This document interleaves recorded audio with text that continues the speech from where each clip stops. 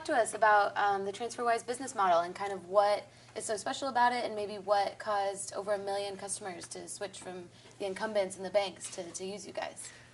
Very cool. Before I go, can I see your hands who has ever used TransferWise?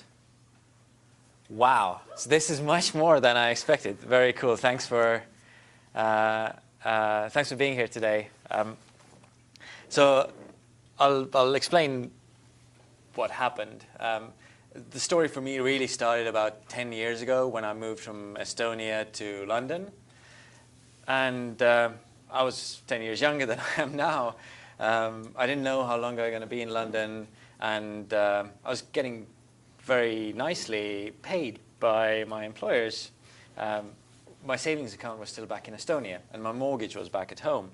So come the end of the month or after every few months, I would send extra cash back to my savings account and pay off my mortgage back at home. And when I did this, I kind of found the way that I did this back in the day was I walked to HSBC, which was my bank in the UK, and I, at that point, had to do it in the branch, but requested an international wire, or the European equivalent of that, to Estonia. But then I found out that about 500 euros has gone missing. And I started looking for it. I thought a bank made a mistake. They didn't. They did exactly what they were expected to do, just that they used a different exchange rate to what I was expecting. Because obviously I had Googled before, and I had an expectation of how many euros I would get for the pounds that I was sending, but there was 500 less. So I then kind of worked out what the scheme is. So the scheme is that HSBC and Citi and every single other bank tells you there's a $35 of international wire fees.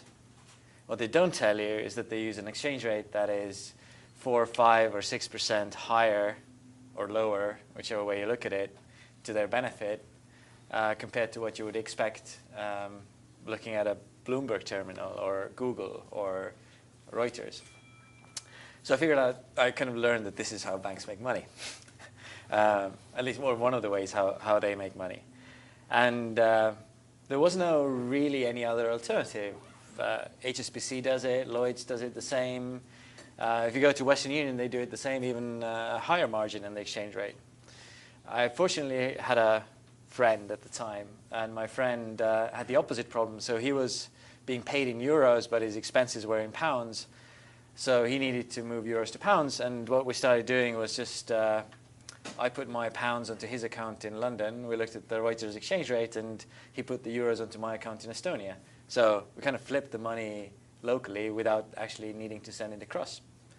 Both saved like 5%. But 500 euros at the time was sending a larger amount. This is a lot of money for a young guy. It was at least a holiday for me every time we send money. So this is a big thing. It kind of solved our problem back then. We had a little Skype chat with friends. Whenever someone needed to send money, we kind of shouted out that, hey, does anyone have euros to swap? We did this, it worked. Then a few years later, in 2011, by that time we'd realized that the banks are not going to change or start suddenly getting better. So me and my co-founder then went away and launched TransferWise, which initially was just two pools of accounts, or two pooled accounts, one in the UK collecting pounds and paying out pounds, and one in the Eurozone in Ireland at the time collecting and paying out euros. So with these two accounts, we launched in January 2011. It got immensely popular from the beginning. So for the next couple of years, we pretty much just learned how to deal with the volume and interest, and then responded to the request, can I send money to the US and Canada, and added more countries. So we're now on 760 countries, 760 currency routes, about 60 countries. We move about $1.5 billion a month. And actually what we're most proudest of, we save our users, so thanks to you guys, everyone here, $50 million every month compared to what they would lose using their bank. Because we know who their bank is, we know how much their banks charges. We now keep track of that, and we can pretty accurately estimate what we're saving them. So I was hoping you could maybe talk a little bit about what may be next for TransferWise. So you talked a lot about, where you've been. I'd love to hear where you're going, and also kind of how you decide where to go next, and maybe if there's things that you've seen and decided not to go down that route. That's a very good question. So I'll start from the point of how do we decide where to go next, and that maybe tacks on a little bit to your question about what we've learned in terms of culture. The way people believe that corporations usually work is that there are some really smart people in the board or on the board who then tell the CEO what to do, and then the CEO has an army of lieutenants who then gets commands, and then the organization does something. And maybe there's a strategy committee somewhere, or even a strategy department that decides what the strategy for this company should be. Sounds incredibly slow and error prone, because if one of those things, one of those guys is wrong, then the whole thing is wrong. So the way that we do it in TransferWise is we're really trying to understand what our users want and what our future users want. So and over time, of course, we kind of listen to and abstract out and kind of generalize.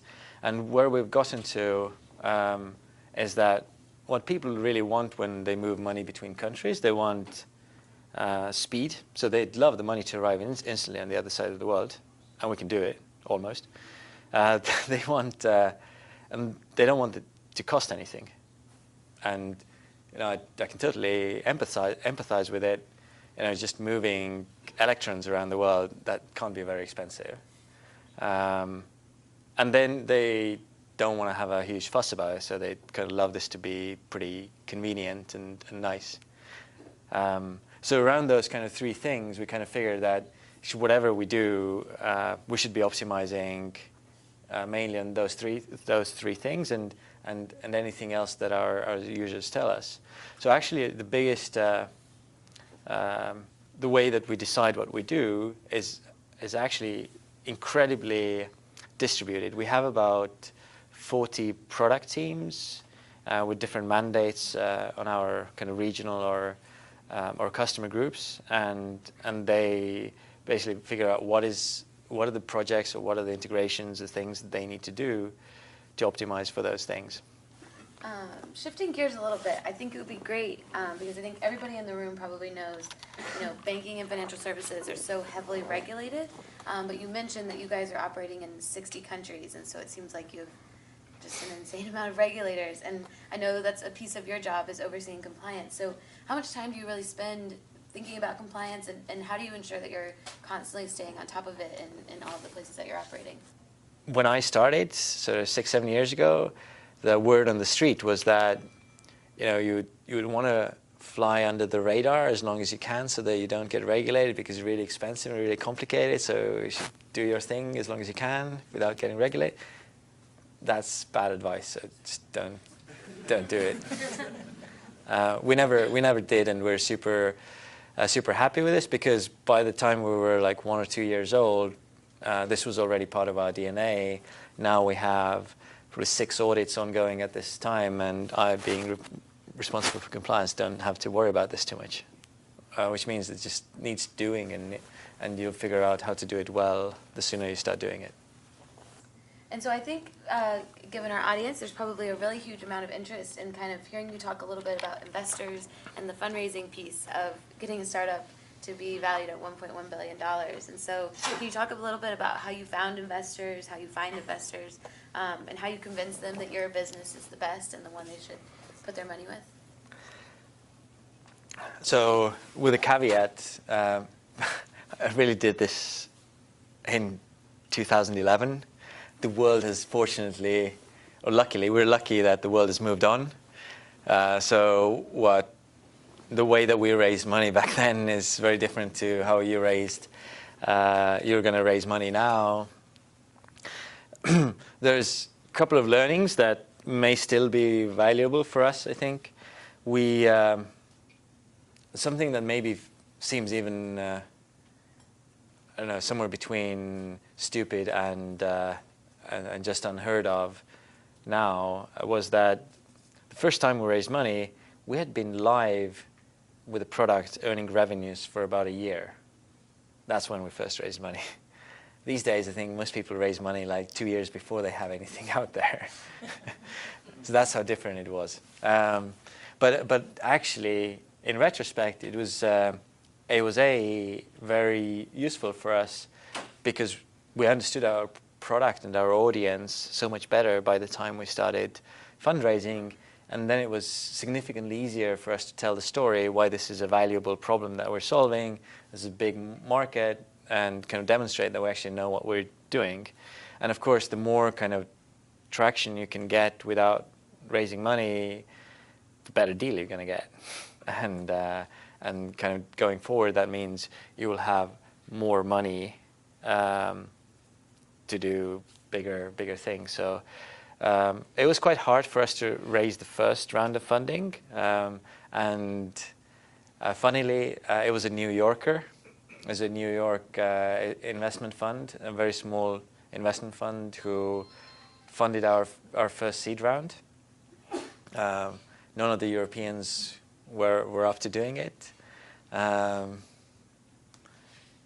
He's done really well. We were super lucky that since then all of our funding rounds have been competitive, and then we have had the luxury to choose the people who we work with. So then after we brought on Peter Thiel, the founder of PayPal, Max Levchin, his co-founder, Sir Richard Branson in the UK, and Andreessen Horowitz then after. And they're all the kind of having great people around you is great. And my kind of advice to you is don't try very hard to do it too early. I mean, first build a business that makes those people want to come around you. It's much easier to be it's much better to be in the place when they want to invest in you rather than you want their money.